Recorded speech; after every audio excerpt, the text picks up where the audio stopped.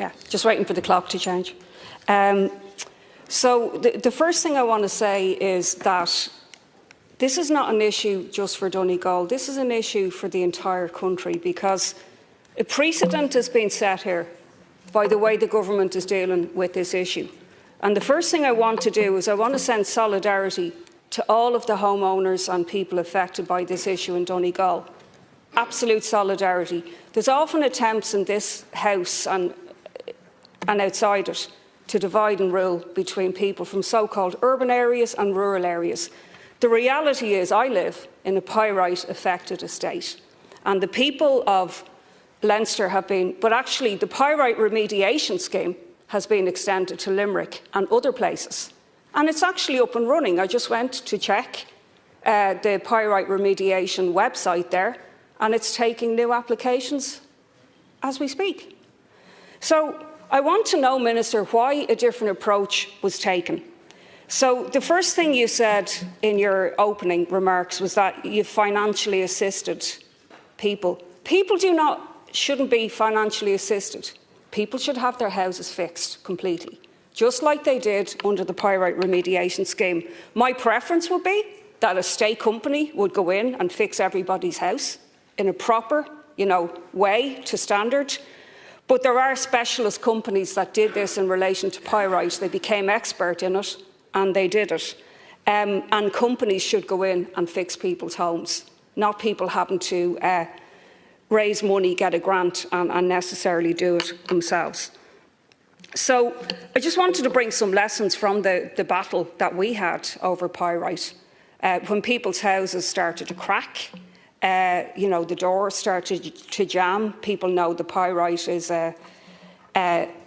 does a huge amount of damage to homes when it's exposed to the air and to moisture. And often this didn't manifest for a number of years. But it began to manifest. And so many meetings, we had to battle, by the way. Nobody should think that it was granted by the government for any remediation. Public meetings, petitions. I remember holding a public meeting when my daughter was a baby and she started playing games about pyrite. So many meetings did she actually attend, So, it wasn't granted for people. It had to be fought for and battled for. So the first thing I want to say is that the damage that this is causing to people's mental health has already been outlined. And how a government can stand over that is beyond me. The study that was done by Ulster University professors Oisin Keenan, Karen Kirby et al., an earthquake in slow motion. So I just wanted to read out some of the stats on that. 30.4% of people were suffering from severe depression, 26.2% of people from severe anxiety, 4.9% from PTSD, and 15.5% from complex post-traumatic stress disorder. 35.5% of the sample had suicidal ideation. Are you listening to that, Minister? People can't survive in crumbling, damp, unsafe homes. It affects their mental health. The kind of impact, it's like a war zone that people are feeling. And the motion, quite rightly, from the Deputy states, the crisis extends far beyond private homes to schools, health centres, community buildings, critical infrastructure and cemeteries. We have the same issue now in Dublin West. Our local school is closed down because it's getting fixed, because it's got pyrite.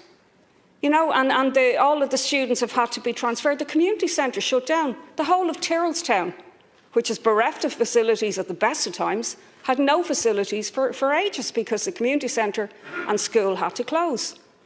Clubs had to battle to get alternative grounds and venues. So the impact of Fianna Fáil in particular and Fine Gael being kowtowing to developers in this country with their light touch regulation is being paid for now by the people of Donegal and also in many other places where defective building practices have been allowed to thrive.